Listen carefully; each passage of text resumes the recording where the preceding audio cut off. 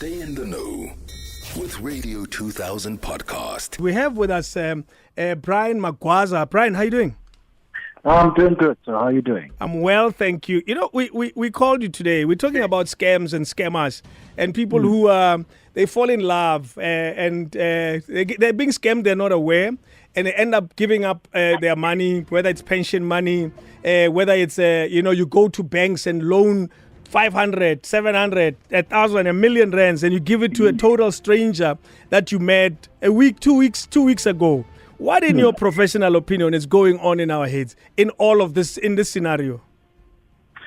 Hey, well, sometimes there are certain ways that we move that are indicative of what's happening internally rather than how great maybe that person might be. Because if I'm spending 2 weeks with a person and I'm willing to give them that much of money, then it's not an indication of how great this person is. It's usually an indication of what's happening internally to you. What's your internal conception of yourself to a point whereby that can happen. So it's important to always look internally in terms of what were you searching for and what did this person provide for you to feel a sense of closeness so much, even though you've seen them in 2 weeks. So and met them in just 2 weeks. So that's why these romance scammers, I think that's what they call it, would get away with a lot of this, is because they hit on those particular emotional strings.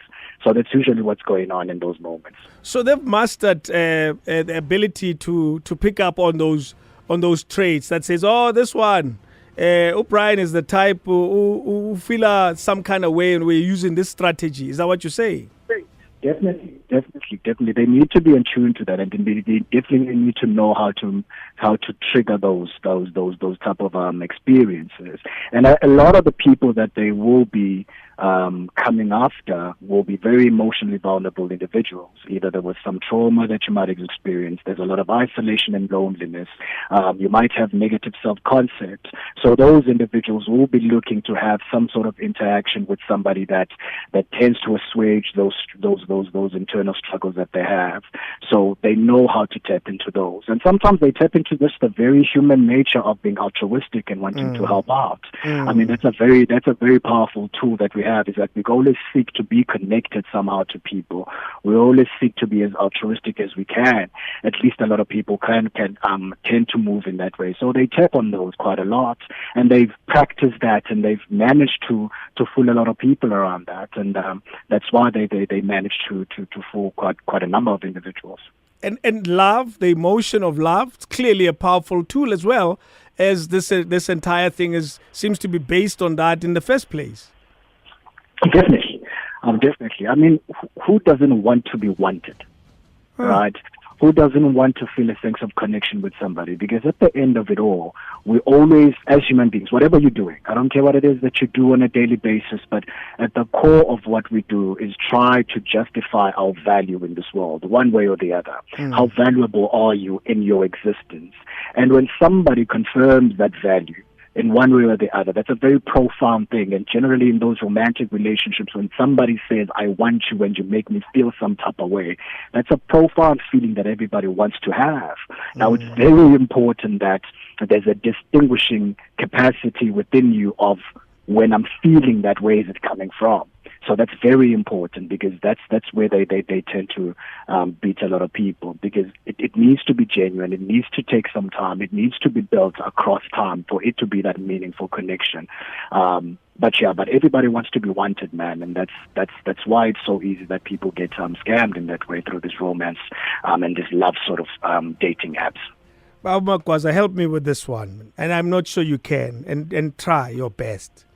How can I scam-proof myself? Well, there's a couple of ways you can. Some ways are very practical, and some ways will require a lot of emotional work, which I think both of these are very, very, very imperative, right? So I'm going to name a couple. First of all, you've got to have a good circle of friends or people around you that you can trust, because if you're engaging with somebody on a romantic level, or at least there's an intention to build that, you want to have comfortable conversations with the friends you have about this person. If you're hiding this person, if you don't want to talk about this person, if you're embarrassed to share information about this person with the people that you claim to trust and love, there's something that needs to be checked there. So you want to be able to talk comfortable around them. Also, meaningful relationships take time. Dave, meaningful relationship take time. So allow for this to happen. Scammers will generally try and build a very quick sort of closeness. They will build your intimacy really quick. They will try and escalate it to a point where you also feel like this. How can somebody love me so much within the space of a week? Yeah. And you feel so close, right? But meaningful relationships, they take time. So allow for that to happen. Allow for it for that. Also, in conversations, don't assume your safety.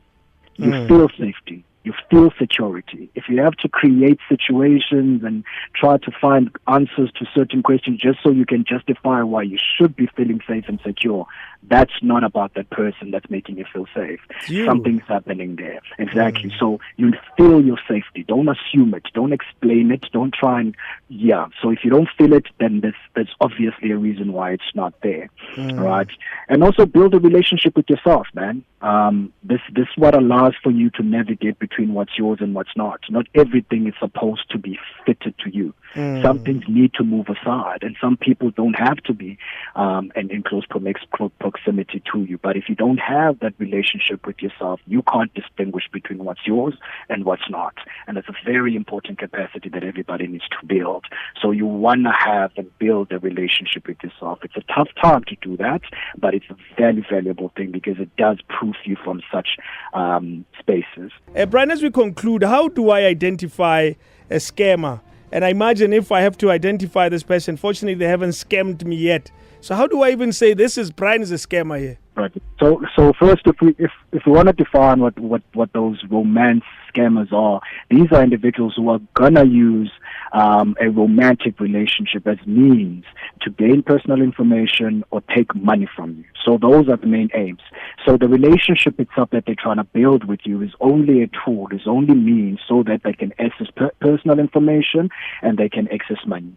So if somebody moves quickly enough in a relationship and starts asking for money, you're probably dealing with the scammer. Or they start asking for a lot of personal information, but they really give you from their side, then they're not looking to build a relationship there. A relationship is about reciprocation, right? I give a bit, you give a bit. So that's what it means as well. So when we're building closeness, I want to know you, you want to know me.